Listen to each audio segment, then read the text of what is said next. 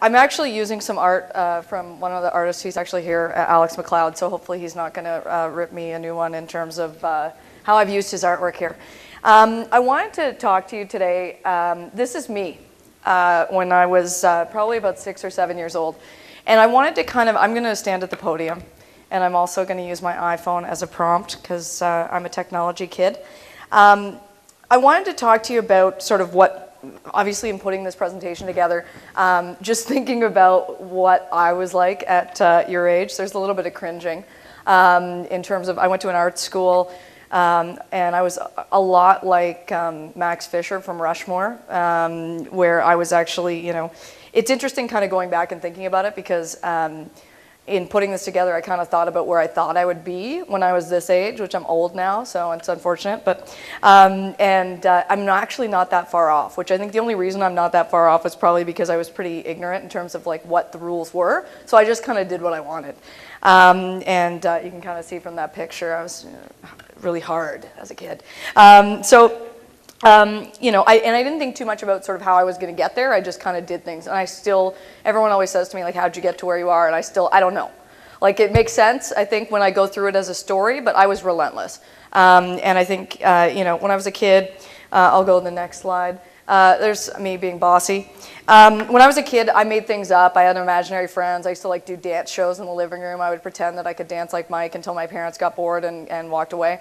I used to pretend that I could skateboard. I was always pretty out there, and I was an only child. In high school, I went to an art school, as I said, so I directed plays, I wrote plays, I was always like doing clubs and creating stuff, and I remember not loving high school, which is interesting because I think that's kind of a theme today where a lot of us didn't like school. But I fast-tracked through school. I just needed to get out as soon as possible. And I remember people saying to me at the time, why would you want to do that? High school is the best time of your life. And I thought, I sure hope not. I really hope not.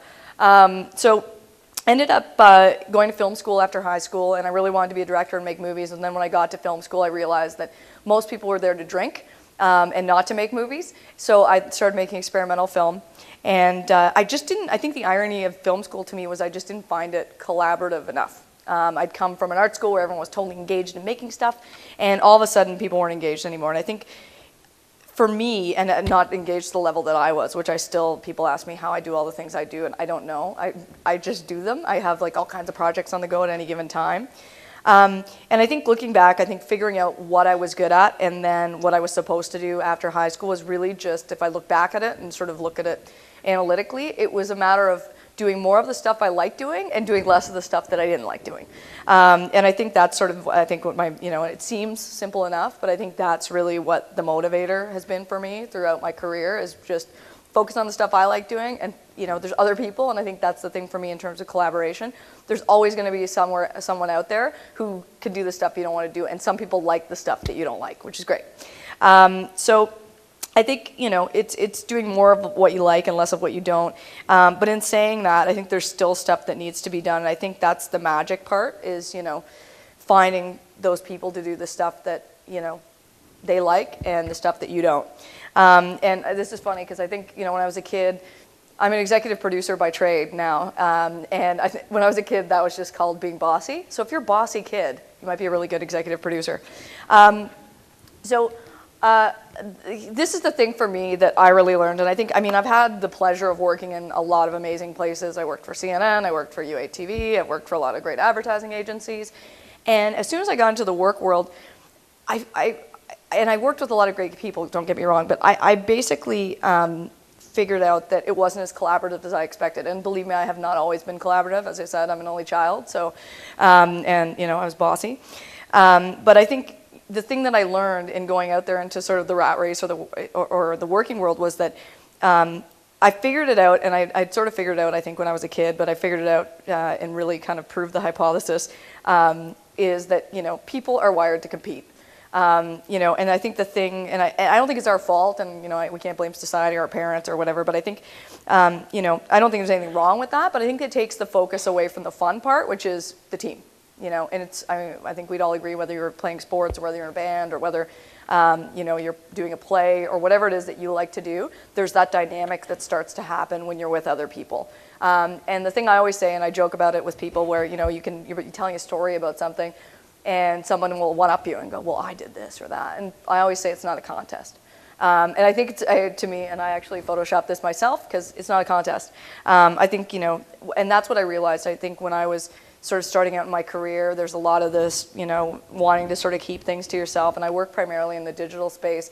And, I didn't wake up knowing how to do this. I learned from people who helped me and who mentored me, and people who, and I think it's funny, both my parents just texted me and said, where do we watch this?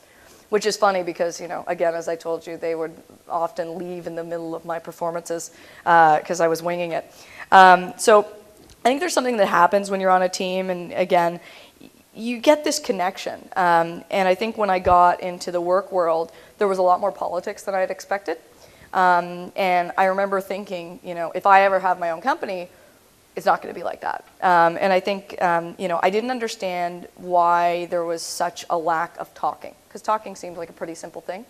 But I realized there was a lot of sort of delineation within the working world where people, you didn't get access to the people who could actually make change. And when I became a manager, I actually became a manager of teams when I was about 23 years old. And I remember thinking that, the most important thing I could do was get to know the people on my team so that I would know where to put them. And how that they could support the department and me and the company. So that was where I really learned, I think, to be able to, a team is only as strong as the members of it, and obviously you have to know the team, but I think what's more important is knowing the individuals. And I think that's, I've incorporated that into everything that I've done, and I think, although I've been sort of lauded for my own career, I wouldn't have been able to do any of the things that I've done without the team that surrounds me. And I really think, and my company is it's run as a completely flat organization. I'm the president, but I'm also on the ground, and I'm doing all the communication with everybody. And I think, to me, that's the most important thing that I can do, because on a daily basis, I'm having a dialogue with my clients, and it tells me what they want, and I'm going to make sure that they get what they need. And I think, again, I thought that politics made no sense. And I started thinking about, because I'm analytical, about the things that we sort of do every day that require collaboration and why there wasn't more of it. And all these things that were hugely successful. If we think about Wikipedia, which is probably the biggest example of collaboration that there is. I mean, it's a bunch of people who collaboratively are creating a huge, almost encyclopedia of information. Or Facebook. I mean, what if everybody just left Facebook? It'd be pretty boring. You'd get a lot less updates. Maybe that would be a good thing. But in terms of sort of thinking about that, it really taught me that, the internet was a different kind of medium. And it taught me that, you could be a kid down the street talking to the president of a bank, because it didn't matter, you had this persona, and you're able to actually communicate, in real time, which to me, that sort of changed everything. And that was where I think when I left school, and I actually had quit school, and my parents were, I think, looking at me like, what are you going to do now? And I didn't know. I just knew that I wanted to go and do something different, and I wanted to work online, which at the time, working on the internet was not a job. And it's, luckily, it's barely become one now.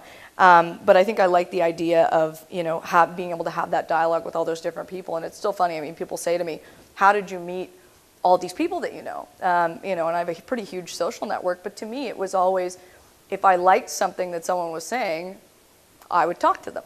And I think, it sounds so simple, but I think talking obviously is the way to solve pretty much any problem.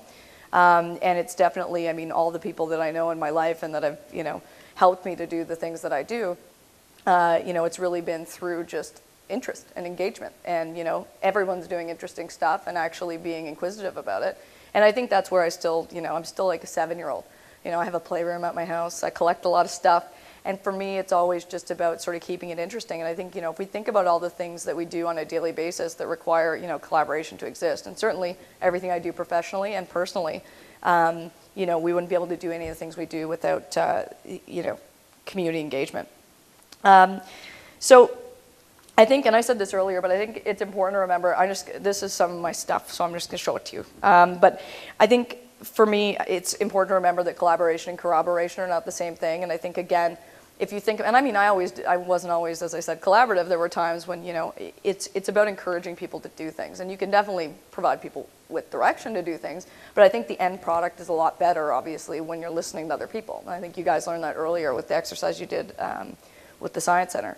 I think, you know, everybody's got different goals, and I think it's yes and I think that's what I've tried to accomplish. I mean, being a producer, you're managing all kinds of different people, you know, from artists to directors to, you know, web developers.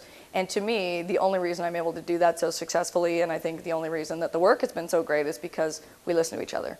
You know, and at the end of the day, you've got to have structure. But I think if you think about it, you know, if someone's being encouraging towards you, you're going to probably work better than if someone's, you know, breathing down your neck. So, and I think, I mean, we've sort of talked about, so I'm just kind of illustrating what collaborations is. So it's, you know, that plus this equals people. So I think, you know, knowing those individuals as people and professionals fosters an environment that you can't help but be creative in. And I think a really good example of team is somebody like, you think about somebody like Tim Burton or Quentin Tarantino, who they have a lot of the same people in all their movies. That's not a mistake. You know, they've gotten to a point where they have these relationships that they're leveraging, and they probably barely need to talk when they're on set anymore. And I think you guys know, if you played on a sports team, or, you know, if you've been working on a production, as I said, where you get this dialogue where you don't even need to talk anymore. And I think individuals can still collaborate. You know, and I think because of that desire to be creative, but in the digital age, I think just due to the medium, because it's just the nature of the beast, is that collaboration is king. And, you know, real collaboration when it comes to something else isn't a science, it's a privilege, and I really believe that.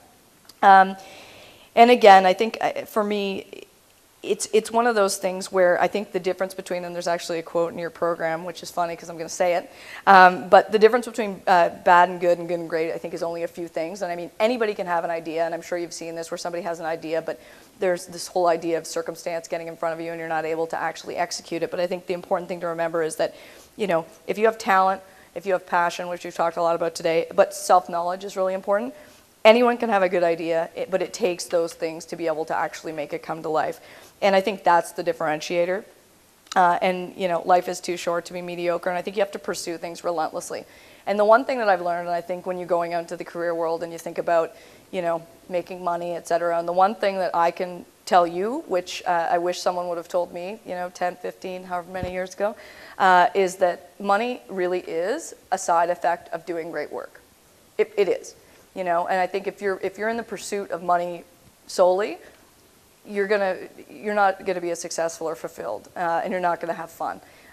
However, you know, when you're in an environment where you're really doing something you love and you're working with people who are there to support you, and we talked about sort of the individual nuts, and I certainly am an individual nut, but I have a lot of other nuts around me.